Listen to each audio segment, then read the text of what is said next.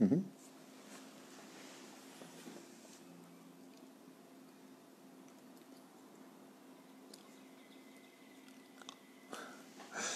טוב, שוב בוקר טוב ושם השם נעשה ונצליח, שנזכה להגדיל תורה להדירה בתכלית של יראת שמיים. On est toujours le mercredi 22 du mois d'avril et le 28 du mois de Nissan. Je rappelle que vendredi et Shabbat, ce sera Rosh Chodesh Iyar, Bezrat Hashem, que de bonnes nouvelles pour vous tous. Soyez bénis sur tous vos chemins. Shiur acheté par Anaël Silam, donc ce sera son deuxième shiur qui a été acheté pour la Refoua Shlema de Chaim Mordechai Max Ben Arlet et Atou Haddad, ainsi que pour la protection de toute sa famille et du peuple d'Israël. Kol HaKavod, à chaque fois de mettre le peuple d'Israël, très important, comme on vient de le voir dans le shiur précédent, de prier constamment pour le peuple d'Israël et l'humanité, avec l'aide d'Hachem. Voilà, alors on commence tout de suite nos shiur, on est dans Masechet Avot pour notre deuxième shiur de la journée. Et le shiur de tout à l'heure est un shiur un petit peu dur, mais ça fait du bien un peu d'entendre des choses qui peuvent nous réveiller et nous faire réagir pour mieux comprendre l'histoire. C'est important de ne pas avoir honte de notre Torah, de ne pas avoir honte de ce que nous a pris les Chachamim. C'est important de vivre tout cela. Tout à l'heure, il y a une femme qui a réagi, et Betzedek, je comprends très bien ce qu'elle a voulu dire, on a besoin des médias. Et je voulais juste répondre avant de commencer à parler de Masechet Avot.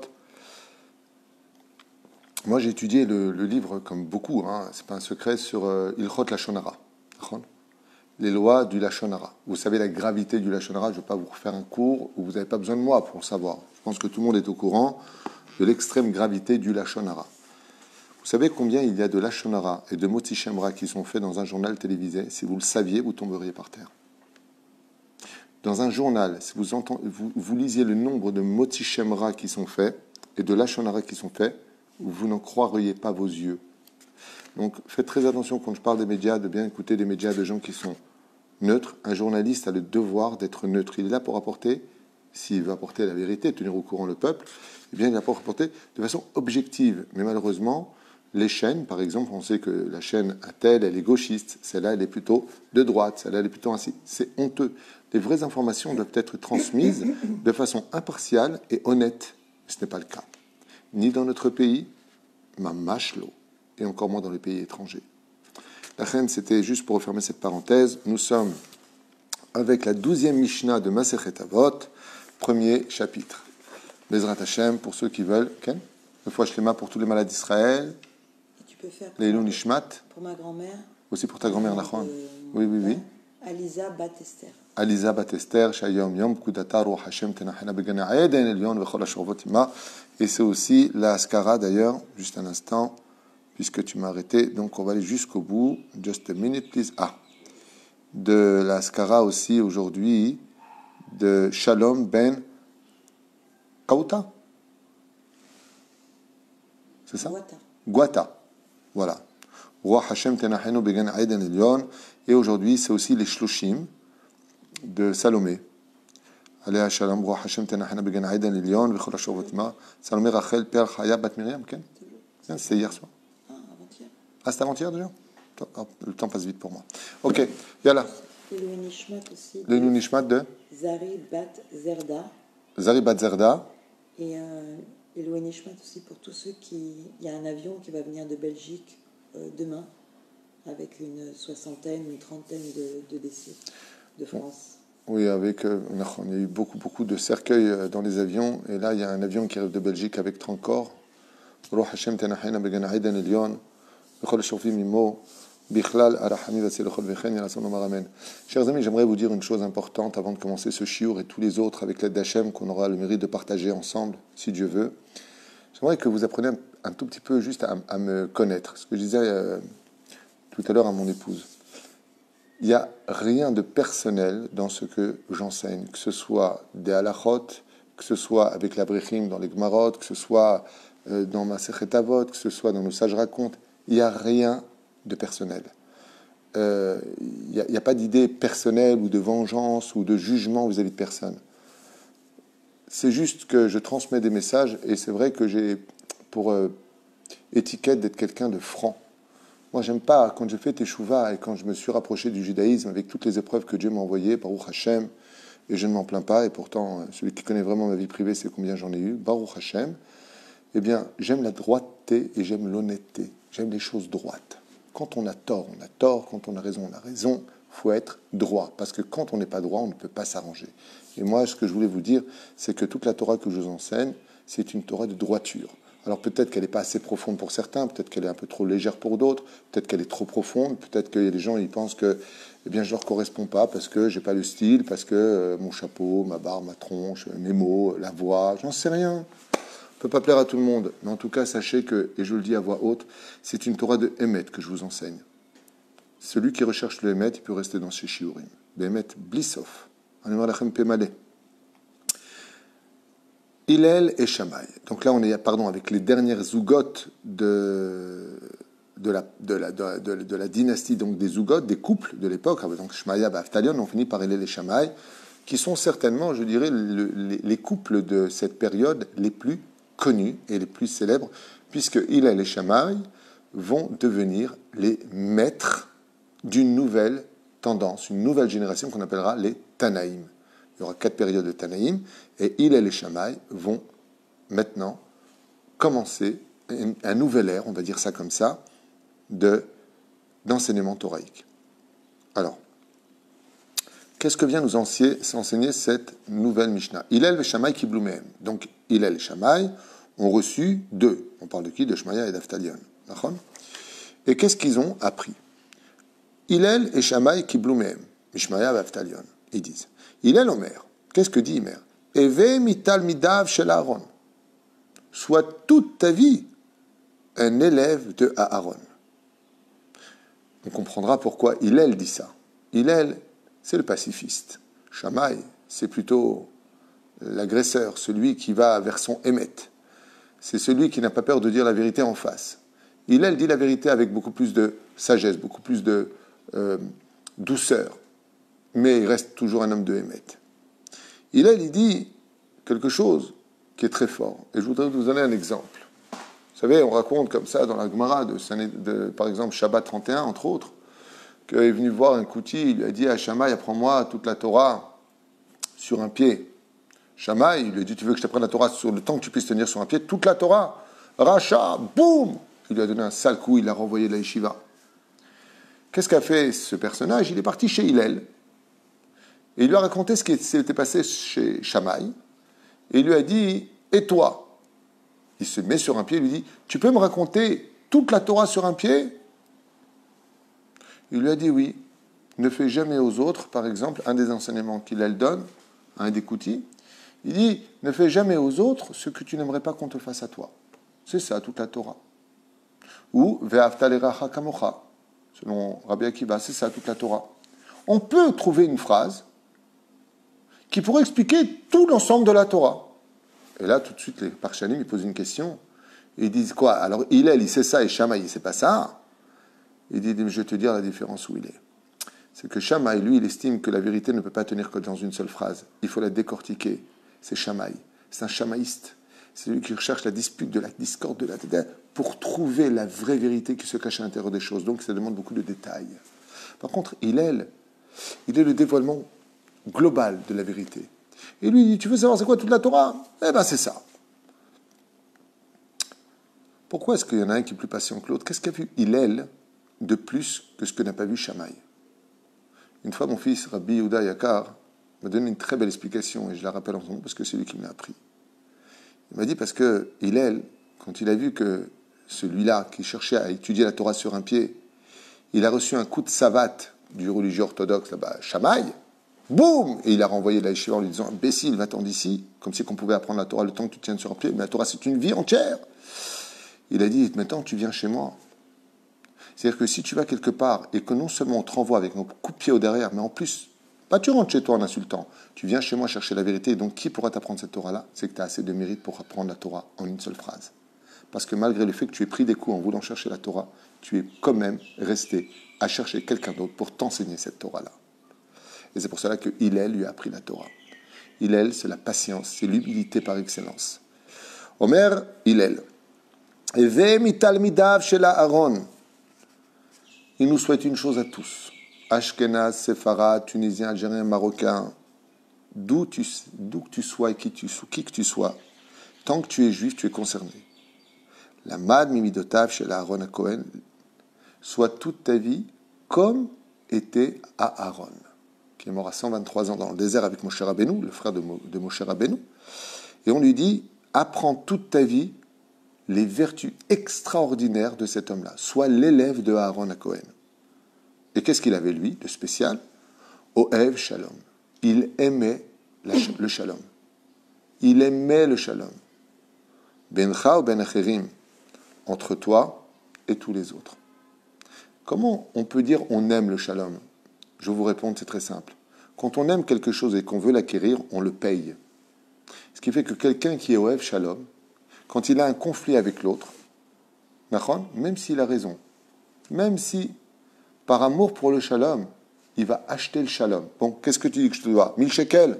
C'est ça ton truc. C'est sur ça que tu me casses les pieds, que tu estimes que je ne suis pas bécédaire, c'est ça ton truc. Tiens, prends 1000 shekels. Serre-moi la main maintenant. Ohev Shalom veut dire que tout comme une personne aime une voiture, il va la payer cher. Il aime cette maison, il va l'acheter. Quand tu aimes, tu es prêt à t'investir. Combien tu serais prêt à payer pour vivre en Shalom? C'est Pérouche Davar. Ohev Shalom. C'est Davar Nifla. Verodev Shalom. Et d'un coup, on nous rajoute maintenant, on a compris pourquoi Ohev Shalom. Ça veut dire quoi, Ohev Shalom? Ça veut dire que je suis prêt à payer pour avoir la paix. Maintenant, Rodev Shalom, j'étais Gam Nishtadel Asad Shalom Ben Adam le Chavero. Il dit, je vais t'expliquer. Quand on parle d'aimer le Shalom, c'est entre toi et les autres. Rodev Shalom, poursuivre le Shalom. C'est pas simplement toi, maintenant, tu es un homme bien, tu es posé, tu es comme il faut, tu as un conflit avec quelqu'un qui te dit, ouais, mais pour l'appartement, tu me dois tant, et pour ça, tu me dois tant. Et pour ça, il va y avoir une guerre. Tu sais quoi? J'aime tellement le Shalom, moi, que je suis prêt à le payer. Même si j'ai raison. Tu sais quoi? Tiens, prends ça. Azavoti. Ça, c'est Ohev Shalom. J'ai payé avec mon argent mon amour que j'ai pour le Shalom, comme me faisait exactement Aaron. De l'autre côté, Mazer Rodev Shalom, il dit d'accord, mais ça c'est entre toi et l'autre. Mais le Shalom entre l'homme et l'homme. Rodev Shalom veut dire qu'il poursuit aussi le Shalom pour que les hommes font la paix entre les autres. Comme le raconte une fois le Midrash, Aaron, il a vu dans le désert un homme qui était fâché contre un autre juif. Un juif contre un autre juif. Il est parti le voir et lui a dit, mais pourquoi tu es fâché avec lui? Il lui a dit, parce que lui, il me doit de l'argent. En Égypte, il devait me rembourser cet argent. Maintenant qu'on est sorti d'Égypte, il a de l'argent, il ne veut pas me rembourser. Il est parti voir l'autre, il lui a dit, dis-moi, c'est vrai que tu lui dois de l'argent et que... Il dit, oui, c'est vrai, mais je dois rembourser parce que j'ai travaillé. Il a oublié qu'il a pris un jour de vacances et c'est moi qui ai travaillé à sa place alors que j'avais travaillé déjà avant. Donc je lui ai dit, maintenant je ne te dois plus rien. Il m'a dit, non, ça c'est autre chose, c'est un service rendu, l'argent que tu me dois, mais il est fou. Moi, je lui ai dit comme ça, Pekitsour, quelque chose, un sujet intéressant à juger. Est-ce que ça aurait remboursé l'argent le fait qu'il ait travaillé à sa place ou pas? Qu'est-ce qu'a fait Aaron? Il lui dit, mais combien tu lui dois? Il lui dit, je lui dois 2 pièces d'argent. Il lui a dit, c'est bon. Il m'a dit de te dire qu'il était mévater tellement il t'aimait. Il dit, Bémet, ça y est, quoi, on peut se dire bonjour maintenant? Il a dit oui. Parce que moi, je ne compte pas le rembourser. Hein. Il dit, non, il m'a dit qu'il n'avait pas besoin de ton argent. Ton amitié lui est plus chère. Ouais, mince. Qu'est-ce que faisait Aaron? Il retournait voir l'autre. Il prenait de sa poche 2 pièces d'argent. Il va j'étais le voir. Il a dit que plus que tout au monde, au-delà de tout argent, ce qui compte pour moi, c'est notre amitié. Donc il m'a dit de te payer. Qui c'est qui avait payé? C'était Aaron. Personne ne le savait. Ohev Shalom, Verodev Shalom. Non seulement il payait pour avoir le Shalom, lui, avec tout le monde, d'être un homme que personne ne critique, humble. Viens, on ne se dispute pas, c'est ça que tu veux. Azov. Mais en plus de ça, il veillait à ce que les hommes vivent le Shalom entre eux. Il le faisait pour les couples, il le faisait pour tout le monde. J'étais Gam Ishtadel Asad Shalom Ben Adam le Chavero, qu'il y a aussi le Shalom entre les hommes et les hommes. Bakesh Shalom Verot Feu, comme c'est marqué. D'où est-ce qu'il a appris ça? Dans Télim 34, verset 15. Bakesh Shalom, demande toujours la paix. Prie Hachem que tu aies toujours la paix, que tu te battes pour avoir la paix. Et Verot Feu, et poursuis-le. C'est quoi poursuis-le? Maintenant que tu as réussi à avoir la paix entre toi et tout le monde, il faut aussi le Shalom entre les belles-sœurs, entre la famille, entre le père, la mère. Fais le Shalom entre les hommes. Viens parler pour essayer de résoudre et non pas te mêler. Sinon, ça va te coûter cher. Bien entendu, à la condition où tu as toute l'art, la sagesse des mots et l'art du savoir-faire. Sinon, tu vas faire plus de dégâts qu'autre chose. Bon, alors, ici, il donne des exemples. Mais il dit, c'est pas simplement ça. Pour pouvoir y arriver, ça mène à une autre conséquence. Au Ev et Abriot, Shalidé, Ha'avat Abriot, le fait d'aimer les créatures de Dieu, et peu importe lesquelles, l'amour, c'est une énergie, comme toute est énergie d'ailleurs. L'amour, c'est une énergie. On dit que les hommes s'aiment au reflet de leur cœur. C'est-à-dire, pourquoi, des fois quelqu'un m'a dit, pourquoi il ne m'aime pas lui? Je dis, parce que tu ne l'aimes pas. Il me dit, quel rapport? Je lui dis, c'est marqué comme ça. Le roi Salomon, il dit, le reflet de l'amour, il est comme dans le cœur de l'homme. C'est-à-dire, tout comme un homme se regarde le visage dans l'eau, et il reflète son visage, ainsi le cœur de l'homme se reflète dans l'autre. C'est là. Vous connaissez tous cette fameuse histoire qu'on raconte avec le sourire. Une fermière qui n'avait jamais à l'époque, il y a très très très très très longtemps, qui n'avait jamais été, qui n'avait jamais vu le monde moderne, qui vivait dans une petite hutte comme ça dans la forêt, elle ne connaissait rien du tout. Et puis pour la première fois de sa vie, elle a eu le mérite de trouver des pépites d'or, donc elle les a vendues, elle a eu beaucoup d'argent, et puis elle a décidé de découvrir le monde. Et donc avec son mari, elle est partie à l'hôtel, et c'était la première fois qu'elle allait à l'hôtel. Alors elle regarde comme ça, elle voit du monde, des super beaux fauteuils, alors qu'elle vivait dans une chaumière comme ça, il n'y avait rien du tout. Et donc elle pose de l'argent, elle dit voilà, vous louez des chambres, il y a des chambres, enfin vous avez quelque chose pour qu'on puisse dormir. Je lui dis, madame, vous êtes dans un hôtel de luxe ici, bien sûr. Et qu'est-ce que je peux avoir ça? Avec autant d'argent, madame, il faut une suite pendant une semaine, même plus. Non, juste une nuit, c'est pour essayer, pour connaître le monde moderne. Donc il lui dit très bien, très bien. Et alors on vous accompagne, on prend vos valises, elle n'avait même pas de valise, tout sale. Alors elle lui dit, vous voulez qu'on vous livre des habits, madame? Vous avez beaucoup d'argent, on peut peut-être... Elle lui dit, non, c'est où? Premier étage. Alors elle monte au premier étage, elle ouvre la porte, et puis quelques instants plus tard, elle redescend hyper en colère, alors que son mari est en train de signer les papiers en bas. Oui, c'est quoi cet endroit? Vous m'apportez, vous me dites que c'est un endroit luxueux, je rentre dans ma chambre, et il y a une pourriture là-haut, mais alors une femme moche et sale, et elle est vulgaire, elle a un regard méfiant comme ça, mais je ne veux pas partager ma chambre.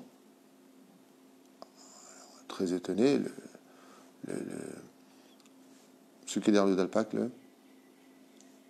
l'aubergiste, je ne sais pas comment on dit, enfin, il n'y a pas un nom pour ça? L'hôtelier, oui. Bravo, merci. Et il regarde la femme, il dit, madame, je suis désolé, il n'y a personne dans votre chambre. Et vous me prenez pour une menteuse. Elle était en face de moi, et elle hurle. Le mari dit, écoute chérie, calme-toi, je veux voir. Il arrive, il dit, mais oui, elle a raison. Non seulement, elle a certainement raison. Moi, je n'ai pas vu la femme. Mais par contre, il y a un homme là-bas. Qu'est-ce qu'il est antipathique. Il a un visage qui tombe comme ça. Il est antipathique. On veut une chambre seule. À ce moment-là, l'hôtelier, il regarde, il dit, excusez-moi, mais il y a un problème là. Je ne vois pas de quoi vous parlez. Il dit, écoutez, puisque c'est comme ça, on va au Beddin. Alors, ils appellent un rave. Le rave, il vient comme ça, il dit, voilà, c'est très simple, nous, on est venu pour louer une chambre. L'aubergiste, il dit, écoutez, l'hôtelier, il dit, écoutez, je vous affirme, il n'y a absolument personne dans la chambre, il n'y a absolument personne. C'est un hôtel de renommée. Et je ne sais pas ce qu'ils ont, ils n'arrêtent pas de se plaindre. Le rabbin dit, calmez-vous, je vais parler avec les gens qui sont en haut, je vais voir de quoi il s'agit.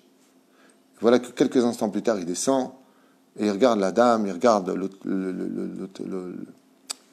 l'hôtelier, il regarde l'homme, il dit, mais je ne comprends pas, vous me faites venir jusqu'ici alors que je monte dans la chambre et qu'il y a déjà un rabbin dans la chambre. Alors à ce moment-là, tout le monde éclate de rire, maintenant vous avez compris. Ils n'avaient jamais vu un miroir de leur vie, il y avait un grand miroir. Dès que tu rentres, il y avait un miroir, et donc quand ils sont rentrés, quand elle s'est vue, comment elle a défini la personne qu'elle a vue? Une personne moche, une personne tata, une personne qui avait plein de défauts. En réalité, c'était elle. L'homme, pareil. Le rabbin, c'était la blague. Pérouche, c'est d'abord que quand tu es capable d'aimer, que tu montres, attention encore une fois, toujours cette parenthèse, je ne parle pas des pervers narcissiques. Eux sont hors jeu, hors du cours. Et les gens méchants. Les gens méchants, ça peut se soigner. Le pervers narcissique, c'est insoignable. Je ne parle pas d'eux. Je ne parle pas des pervers narcissiques, manipulateurs pervers narcissiques. Eux, tu peux les aimer autant que tu veux. Ils vont utiliser l'amour affectif, le chantage affectif. Je ne parle pas des destructeurs de l'âme. Je te parle des gens normaux. D'accord ? Il suffit simplement de trouver les mots, de montrer vraiment de l'amour et de la compassion pour pouvoir se refléter chez eux. Et lui, il était Oev et Abriot. Il aimait vraiment les gens. Et il y a un proverbe très beau hébraïque qui dit « Ce qui sort du cœur, comme ça dit le Talmud, rentre dans le cœur. » Il rentre dans le cœur. Quand tu parles avec ton cœur, quand tu aimes une personne, elle prend pas mal ce que tu vas lui dire, même si ce que tu vas lui dire est déplacé. Parce qu'il sait que c'est pour ton bien, parce qu'il t'aime vraiment pour toi et pas pour lui. Oev et Abriot. Et par le biais de pouvoir aimer chaque créature, à plus forte raison qu'une personne va aimer la Torah et les mitzvot. Korvan la Torah. Et pour finir, il dit ici, et une fois qu'il les avait aimés par le langage de l'amour, comme l'enseigne la Chassidoute, qui est un langage d'amour pour approcher les gens, Korvan la Torah, alors il les approche vers la Torah, car il n'y a pas d'amour sincère, s'il n'y a pas de cette colle spirituelle qu'on appelle l'étude de la Torah, les mitzvot et les bonnes actions, pour pouvoir adhérer aux deux. Mais il y a une phrase très importante, un mot-clé ici. Écoutez bien, s'il vous plaît, parce qu'il y a beaucoup de gens qui tombent dans le piège. Je finis avec ça parce qu'il est déjà tard. Korvan la Torah. Vous pouvez traduire ce mot Korvan la Torah. Vous savez ce que ça veut dire? Et on les approche près de la Torah. Oev shalom, verodev shalom. Oev et abriot, Korvan la Torah. Aime toutes les personnes, fait le shalom, poursuit le shalom, aime les gens, juifs comme non-juifs, et rapproche-les vers la Torah. Non pas comme une secte. On n'est pas une secte qui allons... comment on appelle ça, ceux qui partent pour convertir les...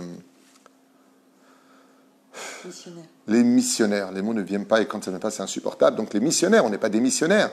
Mais par exemple, tu rencontres un petit juif sympathique, tu lui donnes l'amour qu'il lui faut, non pas de façon calculée, mais parce que mec, tu l'aimes tel qu'il est, tu ne le juges pas. Et en même temps, tu lui fais goûter un petit peu au son de la Torah, c'est magnifique. Mais n'oubliez pas un détail.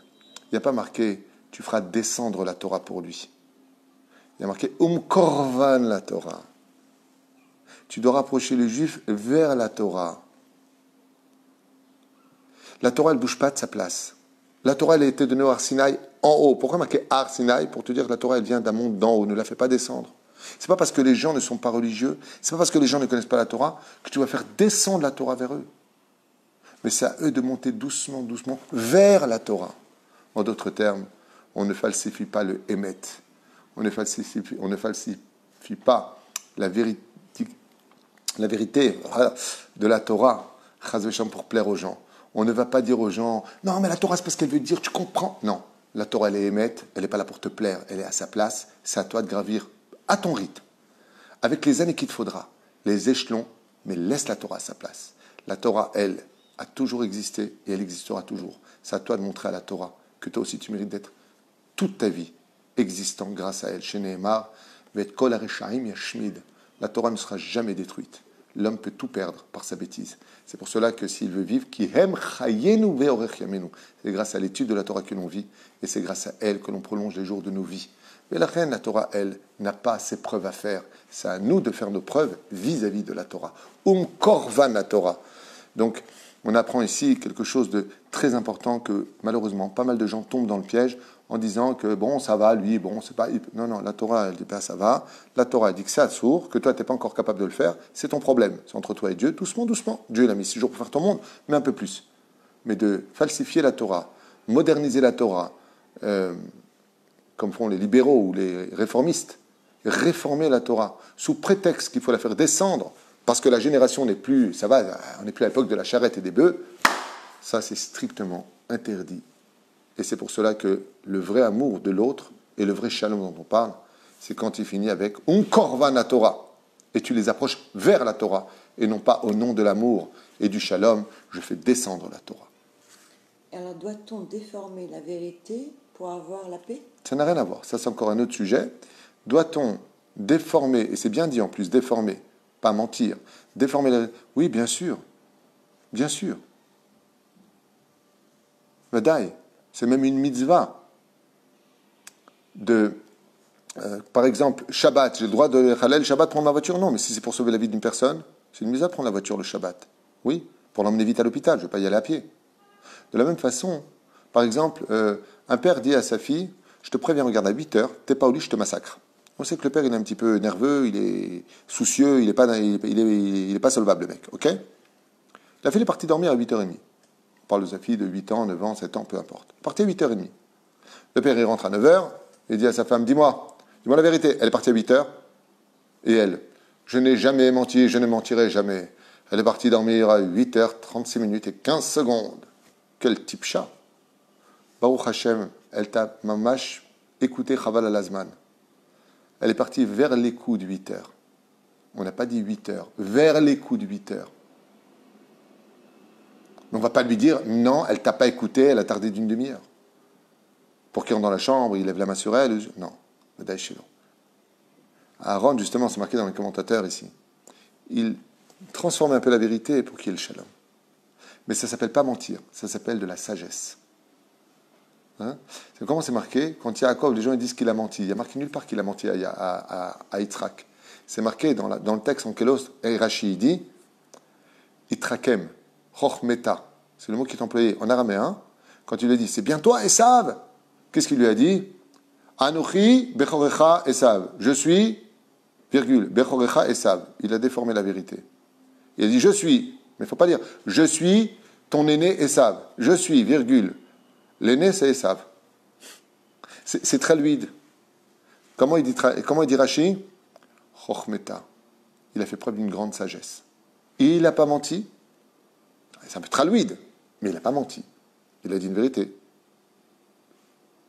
Mais de l'autre côté, il a évité un grand désastre. Parce que si Esav avait pris la Bechora, s'il avait pris la Bracha, le monde aurait été détruit car le monde a été créé, comme le dit le Baal HaTurim dans son premier commentaire sur Bereshit pour le peuple d'Israël. Pelachen, déformer la vérité pour éviter des gros dégâts, ça ne s'appelle pas mentir, ça s'appelle être intelligent.